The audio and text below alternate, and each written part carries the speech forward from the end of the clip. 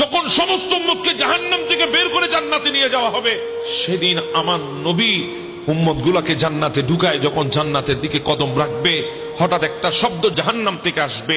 শব্দটা হচ্ছে ইয়া হান্নান ইয়া মান্নান।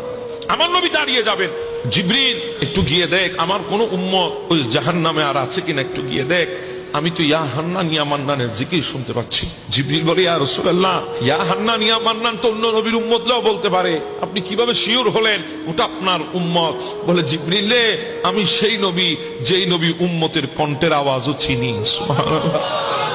জিবরিল, আমি সেই নবী যেই নবী উম্মতের বাবাকেও চিনি। উম্মত কোন জায়গা থেকে আমাকে সালাম দে তাও আমি বুঝতে পারি। উম্মতের কণ্ঠের আওয়াজ আমি নবী জানি, আমি নবী, ওটা আমার উম্মত হবে। কেন জানিস? কারণ সমস্ত পয়গম্বরের উম্মতরা মিলে যত আল্লাহর আসমাউল হুসনা 99 নামের জিকির যত করে নাই, আমার উম্মত তার চাইতে বেশি করেছে। ইয়া হান্নান ইয়া মান্নান, এটা আমার উম্মতের শব্দ, আমার উম্মতের কণ্ঠস্বর। একটু গিয়ে দেখ না জাহান্নামে আমার কোন উম্মত আছে কিনা।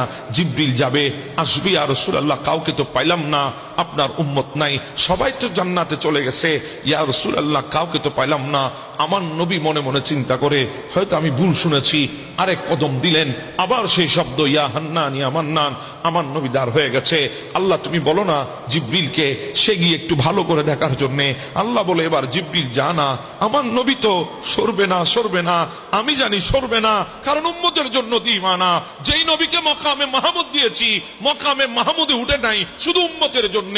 আমি মাকামে মাহমুদ দিয়েছি, আবা আইয়া বাযাকা রব্বুকা মাকামা মাহমুদা, মাকামে মাহমুদের উপরে বসতে বলেছি, কিন্তু বসে নাই শুধু উম্মতের জন্য। সেই নবী জান্নাতেও যাবে না যদি উম্মতকে যদি না পায়। যা একটু গিয়ে দেখ। জিবরিল আবার যাবে, আবার বের হয়ে আসবে।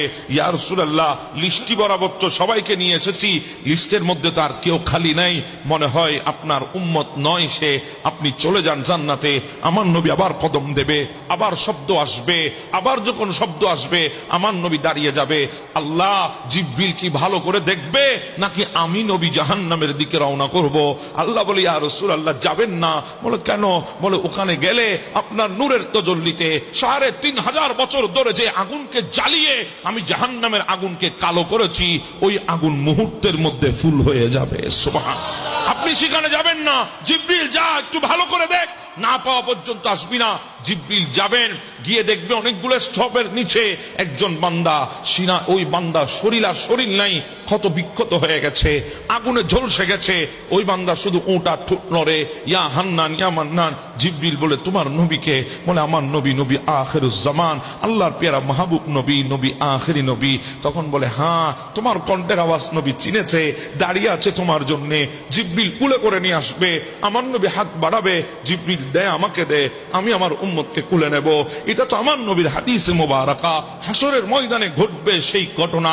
কিন্তু আমার নবীর কথা শুনে ওই বেরেলির চৌকাটের মধ্যে বসে আমার বেরেলির কলন্দর ইমাম ইশকে মোহাব্বত, ইমামে আশেকা, কাবলায়ে দিলওজা, ইমাম আহমদ রেজা ফাজলে বেররবি বলে, হাই কাশ ওই বান্দাটা যদি আমি হতাম যার জন্য মুস্তাফা দাঁড়িয়ে আছে, যার জন্য মুস্তাফা হাত বাড়িয়ে দিয়েছে, যার জন্য মুস্তাফা জান্নাতে ঢুকে না, ওই গুনাহগার বান্দাটা যদি আমি হতাম, ওই উম্মতটা যদি আমি হতাম। এজন্য আলা হযরত বলেন, ইয়া ইলাহি বলে যা নাজা কি তকলিফ কো শাদিয়ে দিদারে হুসনে মুস্তাফা কা সাথ হো।